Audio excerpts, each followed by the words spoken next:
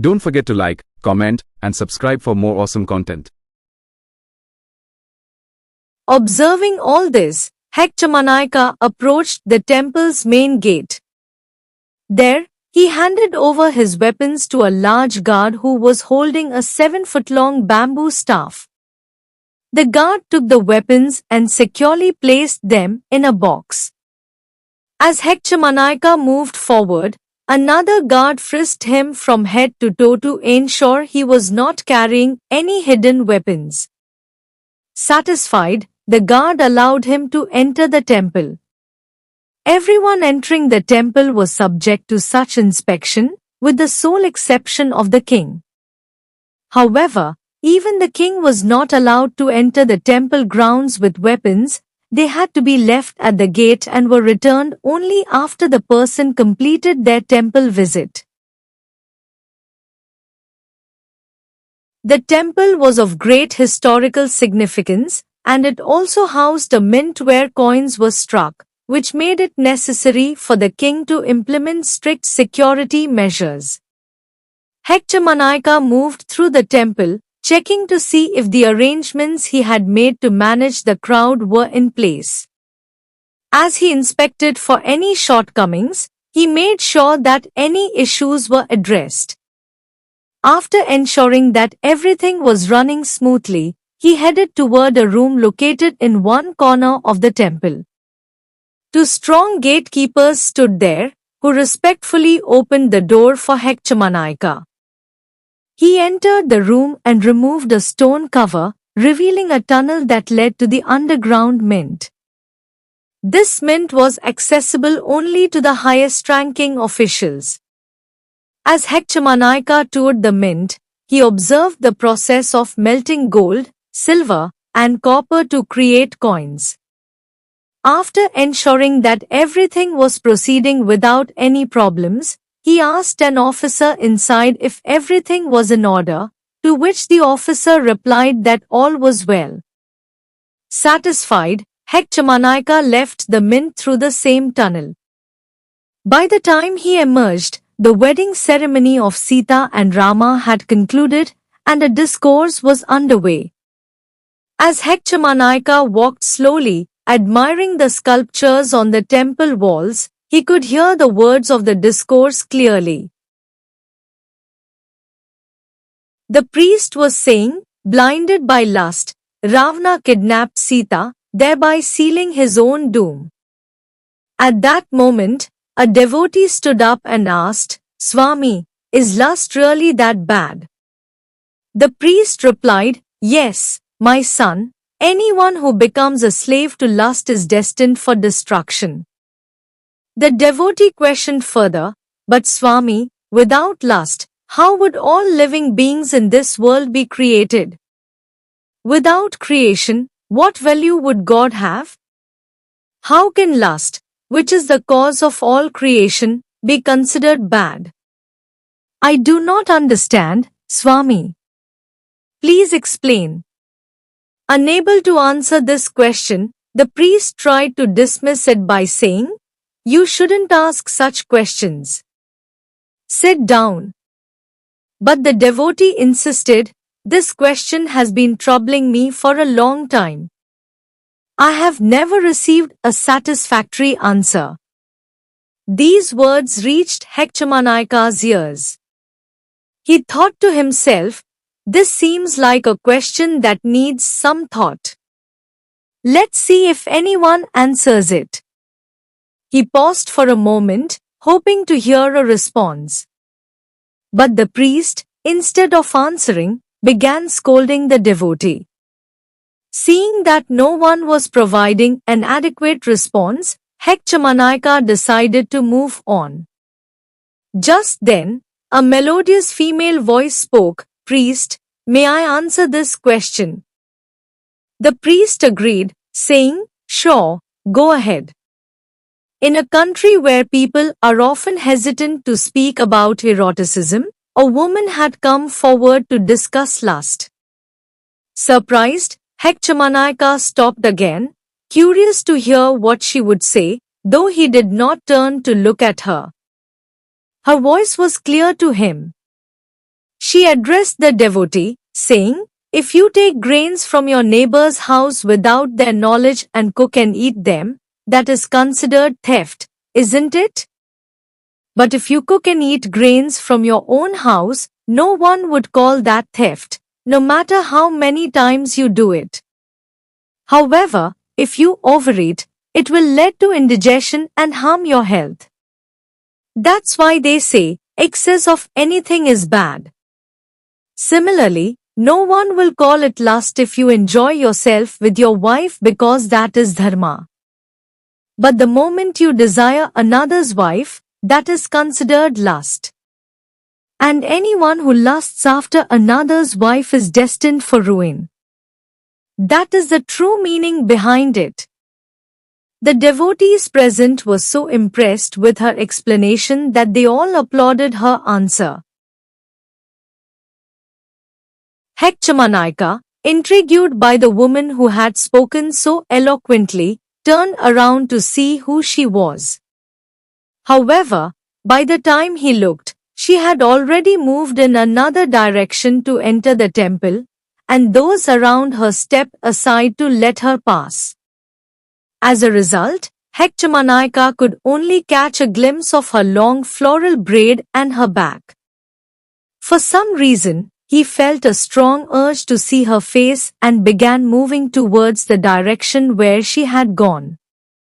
As he followed her, he noticed that whenever she walked, someone or something seemed to obstruct his view, preventing him from seeing her face. When there were no people around, the pillars of the temple blocked his view.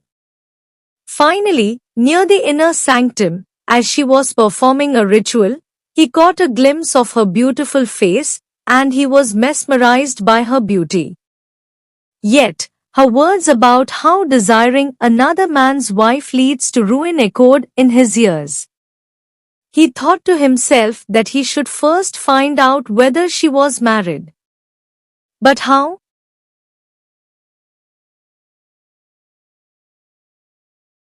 He remembered that married Hindu women typically wear toe rings called metelu. If she was married, he intended to forget about her then and there. His gaze shifted from her face to her feet, waiting for a moment when he could see if she wore toe rings. As the ritual ended, and she began to walk away, he caught sight of her feet and noticed that she was not wearing any toe rings, which indicated that she was not married. Though only a small smile appeared on his face, his heart was filled with immense joy. He decided to follow her from a distance, trying to find out who she was. After she had toured the temple for a while, another young woman approached her and said, "It's almost time for our dance performance, and you're still here? Come on, let's go." The two of them then left together. Hechamanaika made his way to the mandapam where the dance performance was to take place and waited eagerly to see her again. His anticipation was rewarded when she returned shortly afterward, dressed in clothes suitable for dancing. The attire only enhanced her beauty. As she began to dance to a song related to Lord Rama, accompanied by exquisite music, Hechamanaika stood with his arms crossed, completely entranced. Unconsciously, his fingers began to tap rhythmically on his shoulder, mimicking the movements of her feet. In that moment, he forgot himself entirely, lost in her performance. When she finished dancing, the mandapam erupted in applause, snapping Hechamanaika out of his reverie. He began to move forward, intending to speak with her, but just then, a soldier approached him and said, "Naika, the king has summoned you." Reluctantly, Hechamanaika turned and headed toward the king's palace. Upon arriving, Hechamanaika thought that the king might have something urgent to discuss, but instead, the king asked routine questions about the arrangements for the temple's wedding ceremony. He inquired about the accommodations for the devotees and whether everyone was able to have darshan without any issues.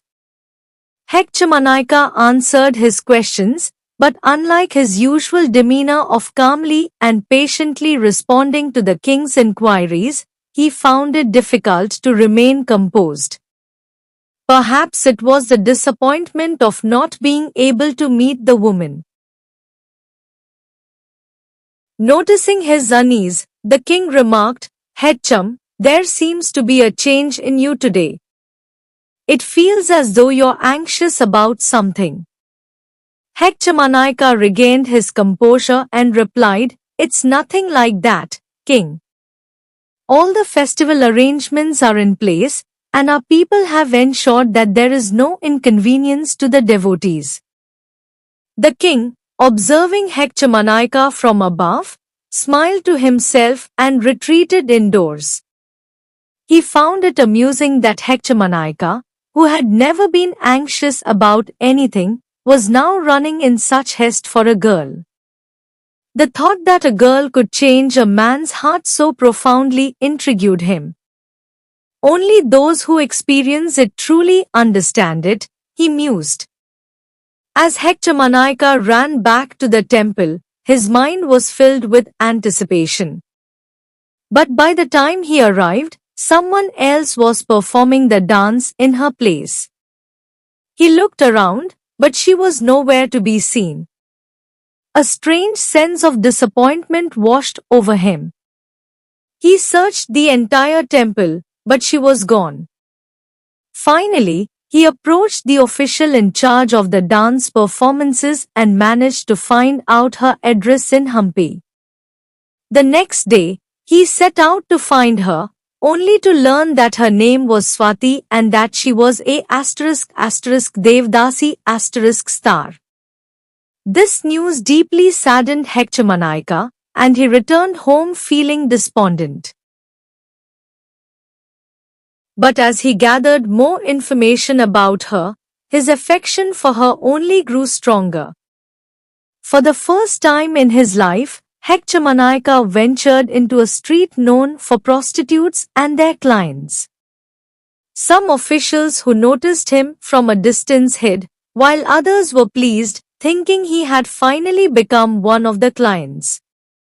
He made his way directly to the house where Swati resided.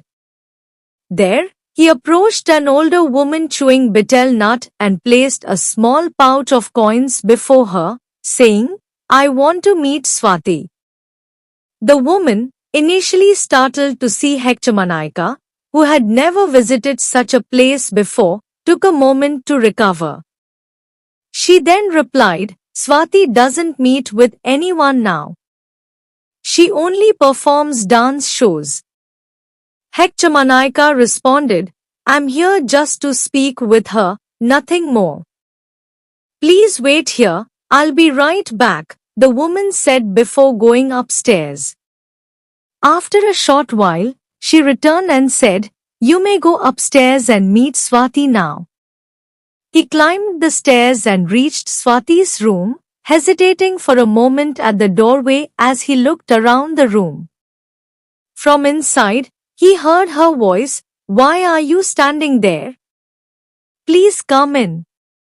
He entered the room, and as soon as she saw him, Swati greeted him respectfully and offered him a seat. After he sat down, she said, "I've heard a bit about you. I never imagined someone like you would come to a place like this." Though her words made him feel a tinge of embarrassment, he quickly composed himself and said, "You are the reason I came here." She smiled slightly and said, "I don't think you know everything about me. I am no longer involved in prostitution." Before she could finish her sentence, Hekchamanika interrupted, "I know everything about you. That's why I came here to talk to you." Surprised, she asked, "What do you know about me?" He then began to recount what he had learned about her. Don't forget to like, Post- comment, and subscribe for more awesome content. See you next time.